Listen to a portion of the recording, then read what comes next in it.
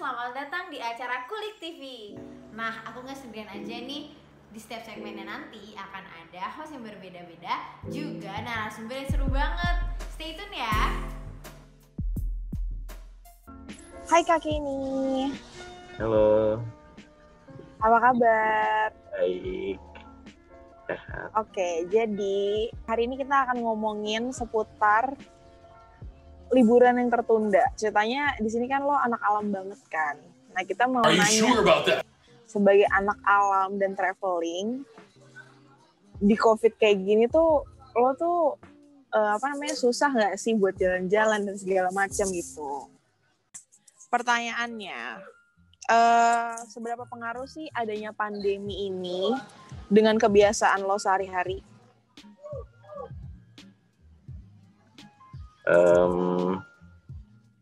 Gimana ya? Apa yang berubah gitu ya? Iya, benar. Yang berubah ya jadi lebih waspada, terus harus melakukan social distancing. Terus kalau misalkan ada jadwal untuk planning jalan atau apa, bisa jadi tertunda gitu. Ada lagi kayak misalnya sebagai anak traveling, lo gimana? Lo ngerasanya gimana setelah ada pandemi ini? Ya jadi gue tuh emang suka traveling, setiap bulan bisa 2 kali jalan atau 3 kali tadinya sebelum pandemi. Ya gue suka travelingnya jalan-jalan, bisa riding, naik motor terus jalan ke kota-kota, terus nginep. Ada juga yang traveling naik mobil, road trip gitu. Dan sekarang dan gue juga suka naik gunung juga. Dan semua planning itu yang tadinya udah ada buat 2020 jadi ada yang tertunda banget gitu. Bahkan ketika misalnya planning apa yang ketunda? Ya pas setelah PSBB selesai, gue langsung yang kemarin tuh gue langsung jalan ke Malang, terus mau naik gunung Telemoyo di sana dekat Malang situ. Terus ternyata masih tutup, padahal udah jauh-jauh ke sana gitu lah.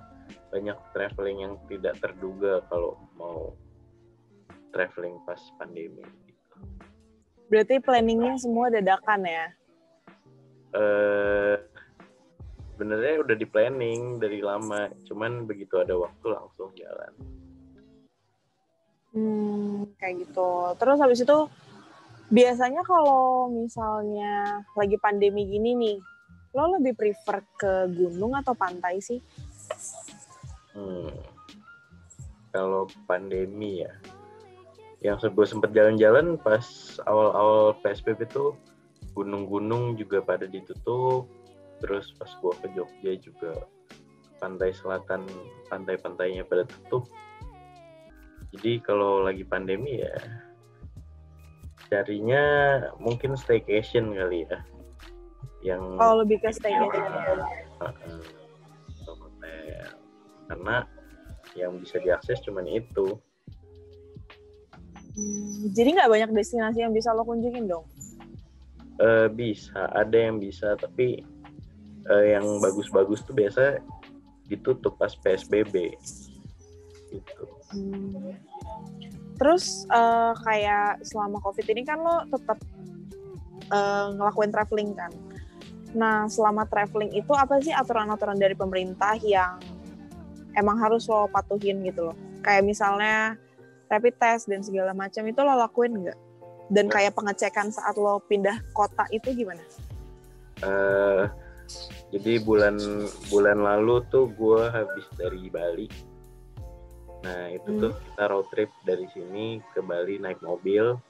Terus persiapannya ya pakai masker, terus jaga jarak sama rapid test gitu. Jadi semua rombongan kita rapid test. Sebelum nyebrang nanti dicek di pelabuhan gitu. Jadi cuman rapid test aja gitu? Iya, sama ya bawa ya kita berusaha lebih higienis aja. biar Terus kan biar apa Kak? biar sehat, terjauhi dari corona. Oh biar sehat. Oh gitu. Terus kan kayak di Bali gue lihat-lihat di story-story orang kan pada tutup semuanya. Apalagi tempat makan gitu-gitu kan. Kayak terbatas banget yang buka. Bahkan jalanan Bali pun kayak di Legian tuh sesepi itu gitu loh. Nah pendapat lo apa sih pas udah nyampe sana lo pengen refreshing tapi lo nggak bisa menikmati suasana Bali gitu? Ya sebenarnya pas ke Bali kemarin ya sepi banget sih. Gue sampai di sana naik mobil terus sampai nggak pernah kena macet gitu. Jadi semua jalan sepi. Ya sesepi itu. Dan kalau di Bali sih kita jalan-jalan paling ke pantai cuman sebentar. Habis itu lebih banyak staycation di villa karena kita tahu lagi pandemi gitu. Oke, Benny ada mau nanya apa?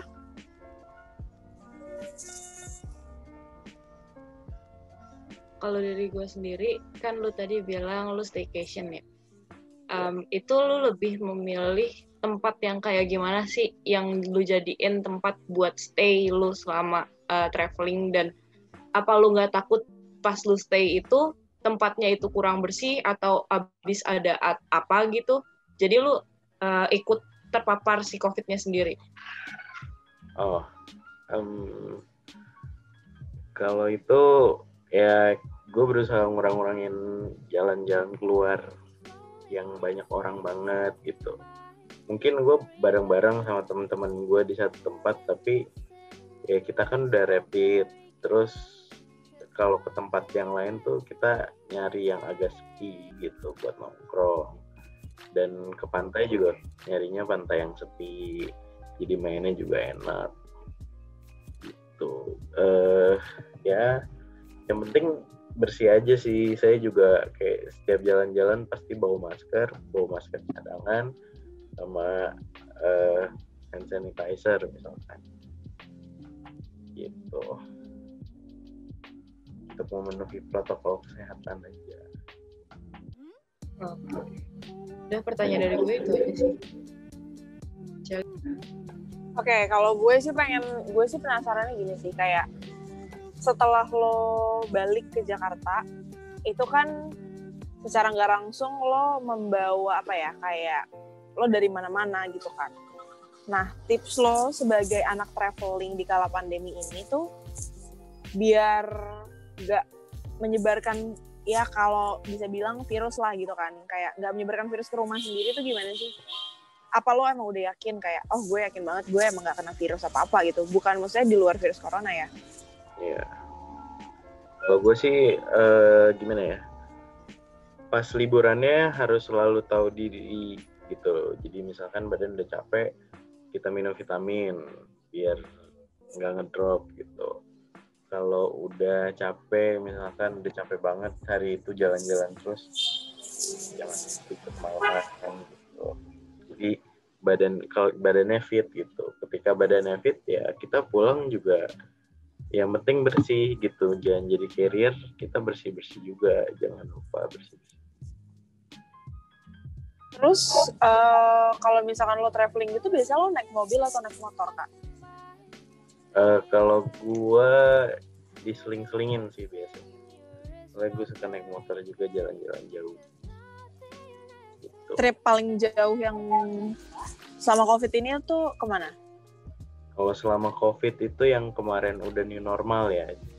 Di Jakarta udah new normal itu gue ke Bali.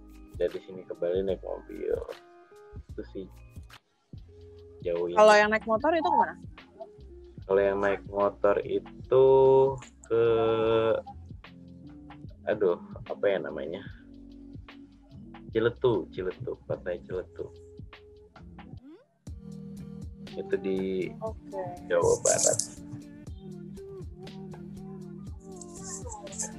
Terus apa sih kayak apa ya, pendapat lo tentang keadaan sekarang gini buat anak-anak yang suka traveling? Lo bisa kasih saran nggak buat mereka yang suka traveling dan segala macam di kala pandemi ini?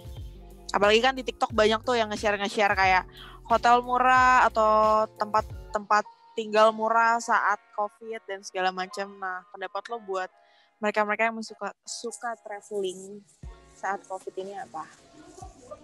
Ya, menurut gue satu, jaga kesehatan diri sendiri, kebersihan.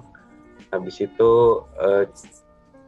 jika kita misalkan pergi bareng-bareng, tetap melakukan social distancing, walaupun gimana-gimana, kan nggak ada yang tahu juga.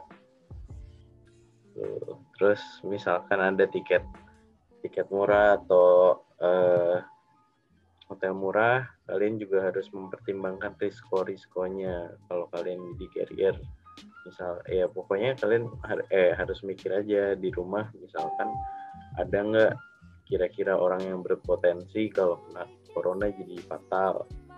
Satu, terus usahakan setelah melakukan jalan-jalan itu, traveling, di rumah dulu lah seminggu, nggak usah kemana-mana, atau 2 minggu buat karantina mandiri gitu.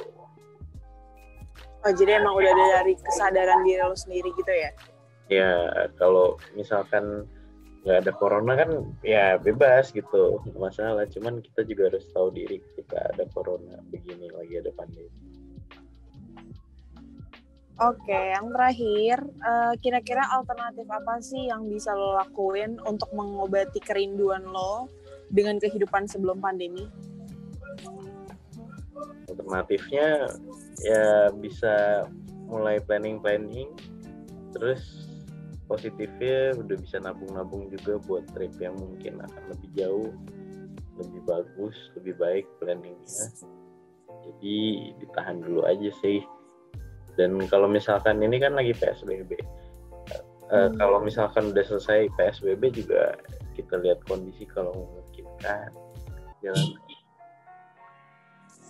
Jadi tetap traveling itu gak mengganggu aktivitas lo saat corona ya sebenarnya? Kalau aktivitas buat traveling ya cukup mengganggu. Oke deh. Kurang-kurangnya. Oke, thank you banget Kak Kenny buat waktunya. Iya, sama-sama. Semoga bisa traveling lagi di lain waktu setelah pandemi ini dan bisa melepas penat ya tentunya. Iya. Oke, thank you Kak Kenny. Yuk. Bye. Dadah.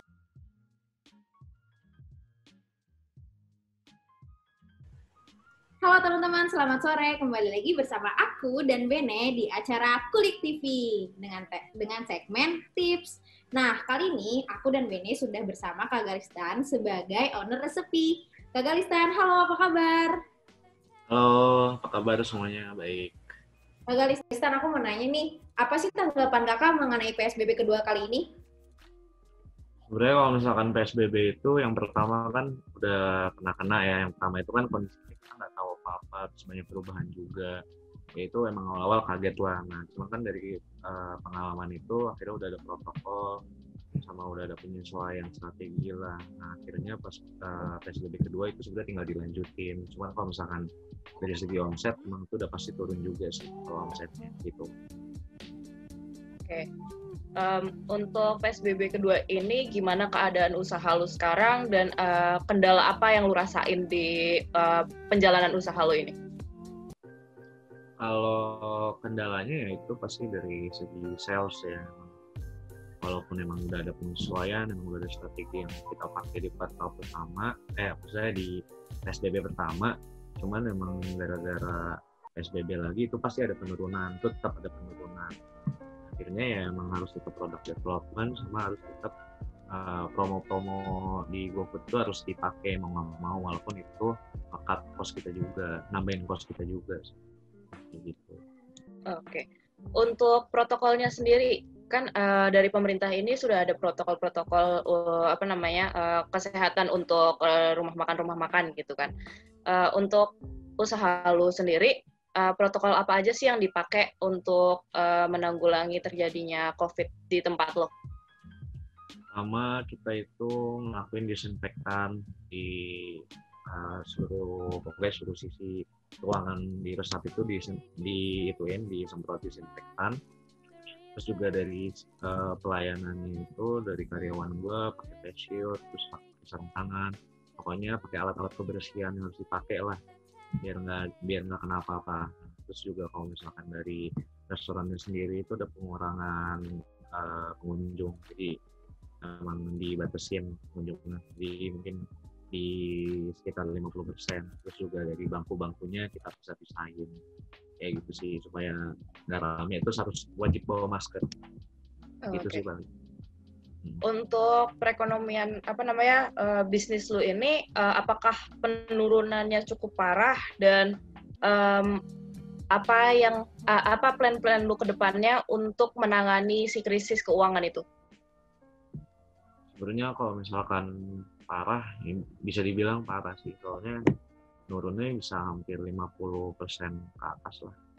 50 sampai 70 tuh bisa lah turunnya. Nah, caranya ya itu tadi, harus product development, harus sering-sering promo, kemudian memang atau enggak nih kayak misalkan gue ada paket, misalkan gue bikin paket yang lebih besar, contohnya kayak sekarang kan gue jualnya satuan, nah akhirnya biar gue bisa dapat uang lebih banyak, gue bikin paketnya yang agak besar, jadi mungkin paket untuk 20 orang, paket untuk 50 orang di rumah kayak gitu, atau gue bikin frozen kayak gitu sih.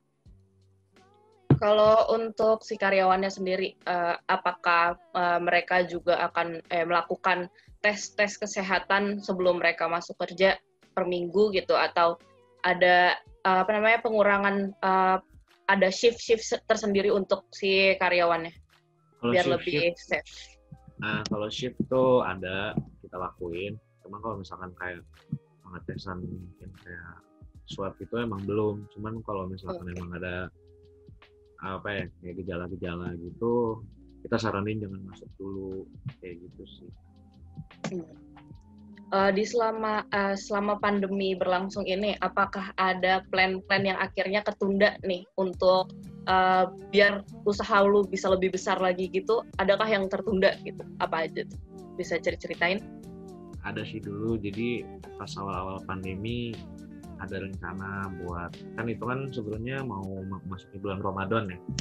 Nah itu dimana sales dari pagi ke siang sampai sore itu nggak ada, mungkin ada cuma dikit, baru besarnya di malam kan. Nah itu sebenarnya udah ada rencana buat kasih paket buka bersama, terus adain acara buka bersama, jadi lebih ke paket untuk orang yang banyak gitulah.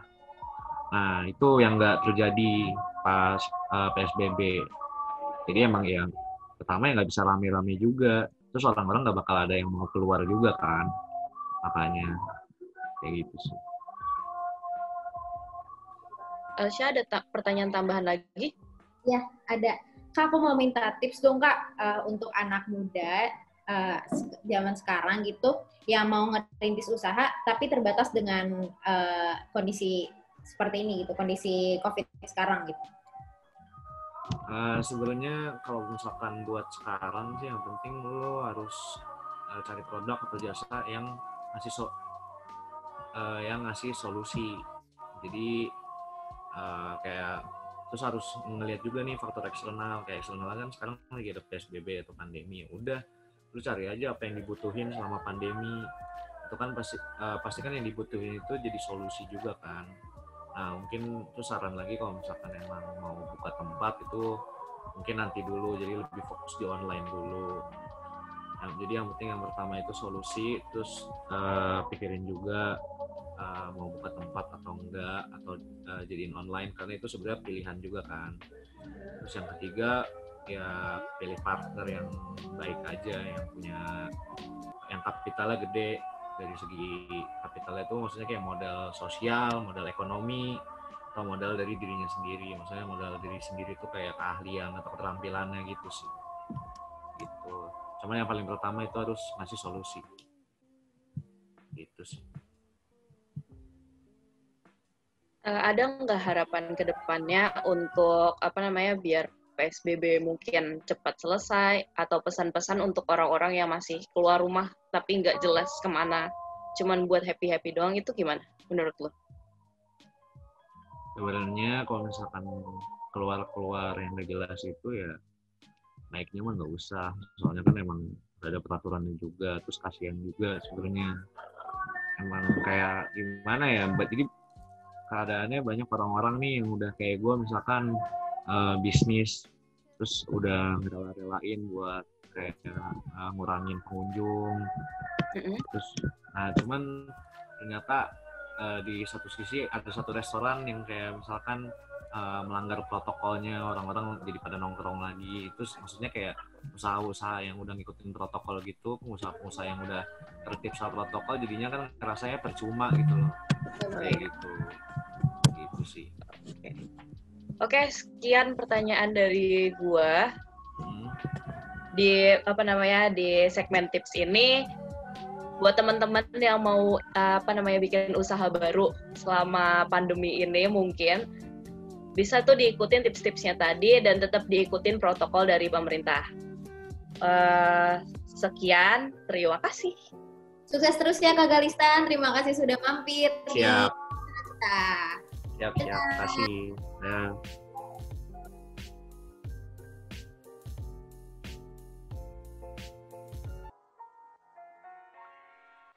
Halo teman-teman, kembali lagi bersama aku Elsya di acara Kulik TV dalam segmen Tanya Ini, Tanya Itu. Nah, aku sudah bersama Kak Rian untuk mengulik lebih lanjut mengenai PSBB tahap kedua dalam bidang mahasiswa kedokteran. Nah, coba Kak Rian boleh tolong dipersilahkan memperkenalkan dirinya.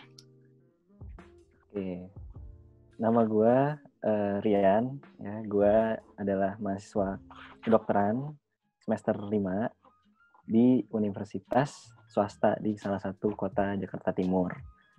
Ya, gitu. Oke. Kak, aku mau nanya-nanya nih mengenai tanggapan Kakak. PSBB kedua tuh menurut Kakak gimana sih? PSBB kedua, kalau menurut gue, dia ini nggak terlalu heboh seheboh PSBB 1 ya. Soalnya kayak orang-orang tuh udah kelamaan gitu kan di PSBB 1. Terus ada PSBB lagi kedua.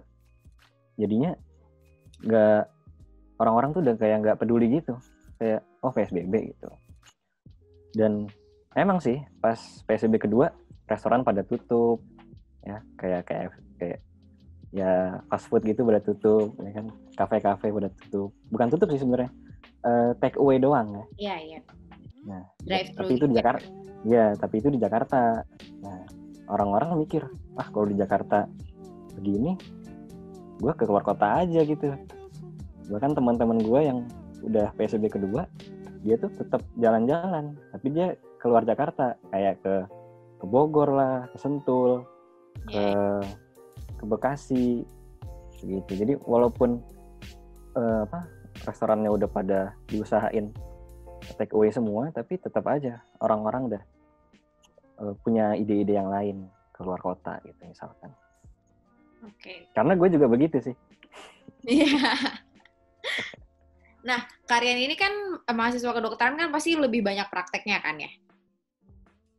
Nah, itu kalau misalnya dilakukan kuliah online, gimana sih kendalanya, Kak? Kalau kuliah online ya? Ya. Jadi, kalau di kampus gue, di FK gue, jadi yang bisa online tuh di-onlinein. Cuman kayak misalkan offline itu ya di-offlinein. Jadi di kedokteran itu seenggaknya ada tiga kegiatan ya. Ada kuliah kayak biasa.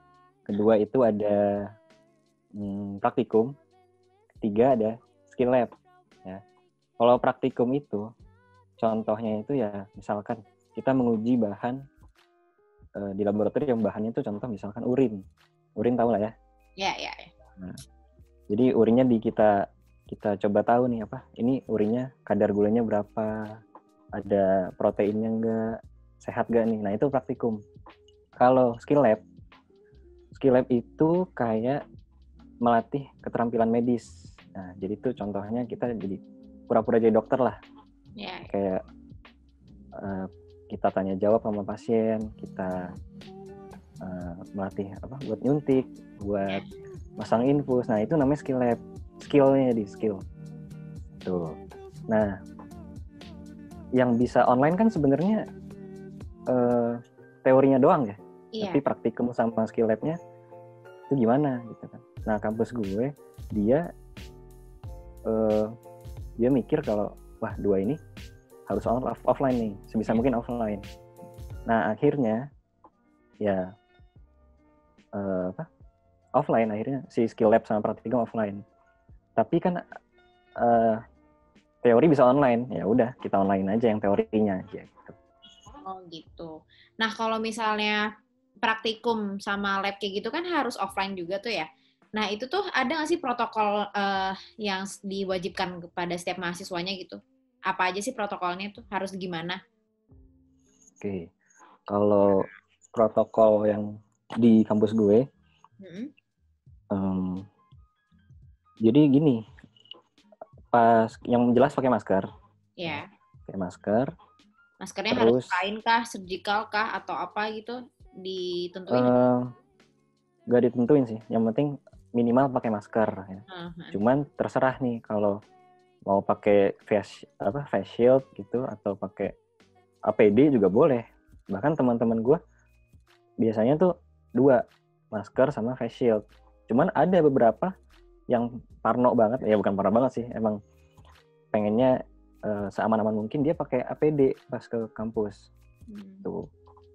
Terus selain pakai pelindung diri itu, kampus gue juga melakukan pembatasan orang-orangnya gitu loh. Jadi misalkan kalau biasa kan seminggu masuk 5 kali kan, seminggu 5 kali. Tapi kalau kita sekarang pas lagi PSBB gitu, kita masuk seminggu cuma sekali 2 kali gitu loh. Jadi kayak ganti-gantian gitu. Kalau pas hari Senin angkatan di bawah gua gitu. Kalau besoknya angkatan gua, besok angkatan ke atas gitu. Dan pas masuk juga kelasnya dibagi 2 kan. Ada kelas siang, ada kelas pagi. Nah, jadi sebisa mungkin yang masuk gak banyak, gak padat gitu loh. Dan waktunya jadi dibatasin. Kayak gua masuk offline selama 3 jam aja gitu lah. Jadi sebentar-bentar mungkin lah. Oh gitu. Oke. Terkait ya dan maaf. Dan juga pas kita selama masuk offline itu kita pas pulang dicek suhunya gitu kan. Oh tetap kita kita cuci tangan juga, dan setiap seminggu sekali kita dikasih Google Form.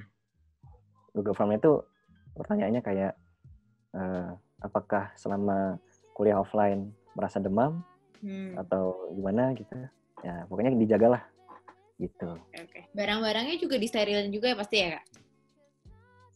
Barang-barangnya dipisah ya. Oh dipisah. Ya maksudnya ya di suatu ruangan gitu. Jadi kita kan sebenarnya pas offline itu kita masuk dulu ke ruangan A ya. Kita masukin tas gitu. Nah, kita naik lift, nah kan ujiannya itu di lantai atas. Oh gitu. Oke. Pertanyaan terakhir Kak. Terkait diadakannya kembali PSBB kedua, saran apa yang bisa diberikan bagi pemerintah dan masyarakat untuk PSBB kedua kali ini?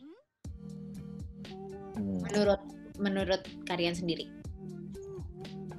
Kalau saran untuk pemerintah, kayaknya gue lebih maksudnya terserah aja deh sama pemerintah. Cuman gue lebih saranin untuk ke masyarakatnya aja. Kalau ya pemerintah tuh udah pasti nggak bodoh lah ya, maksudnya kesehatan pasti nomor 1, tapi kan tanggung jawabnya bukan tentang kesehatan doang, tapi ada ekonominya ya kan. Yang paling penting itu ekonomi dan kesehatan. Nah kalau kesehatannya doang ya ekonomi gimana, orang-orang yang nggak kerja gimana. Nah untuk saran masyarakat ya kita patuh aja sih sama apa yang ditetapkan oleh pemerintah. Dan kalau misalkan emang perlu keluar ya tetap melakukan protokol gitu. Kalau mau nongkrong juga sebenarnya kalau melakukan protokol dengan baik, terus juga kafenya juga misalkan kita mau nongkrong kafe gitu, ya kita cari kafe yang gimana ya, yang nggak padat banget gitu. Pokoknya selama kita tahu protokolnya apa untuk melakukan pembatasan gitu loh, kafenya nggak padat, kita pakai protokol ya aman sih insya Allah. Tapi menurut kalian sendiri masyarakatnya tuh masyarakat Indonesia, khususnya masyarakat Jakarta tuh udah mematuhi protokol yang diberikan pemerintah nggak sih? Dari pandangan kalian sendiri? Menurut gue sih sebagian udah, sebagian belum. Soalnya gue pernah selama PSBB yang lalu tuh, gue ke Bekasi. Ya ini bukan Jakarta, ini Bekasi. Jadi gue ke alun-alun Bekasi. Ya. Alun-alun Bekasi, depannya tuh rumah sakit. Depannya rumah sakit, ada kabar bahwa di rumah sakit itu ada pasien COVID, ada 3 orang. Nah, gue itu di alun-alunnya, di depannya. Nah, pas di alun-alun, itu hampir semua orang nggak pakai masker. Dan rame-rame. Padahal jelas-jelas depan dia rumah sakit, dan di rumah sakit itu ada pasien COVID gitu. Kayak bodo amat gitu loh. Padahal di alun-alun itu ya emang lapangan sih, cuman padat gitu loh, padat banget. Dan pas orang-orang ngumpul tuh deket-deketan gitu. Kayak nggak peduli gitu. Jadi ya bisa dinilai sendiri lah gimana. Oke. Nah, pertanyaan tersebut merupakan penutup dari segmen Tanya Ini, Tanya Itu. Terima kasih ya Karian sudah hadir di acara Kulik TV ini. Ya, sama-sama. Makasih juga ya. Sehat-sehat terus ya Karian. Ya. Oke, teman-teman Kulik TV, sampai jumpa di segmen selanjutnya. Dadah! Nah, itu dia hasil podcast kita bersama narasumber yang seru-seru banget. Terima kasih ya teman-teman sudah menonton. Dadah!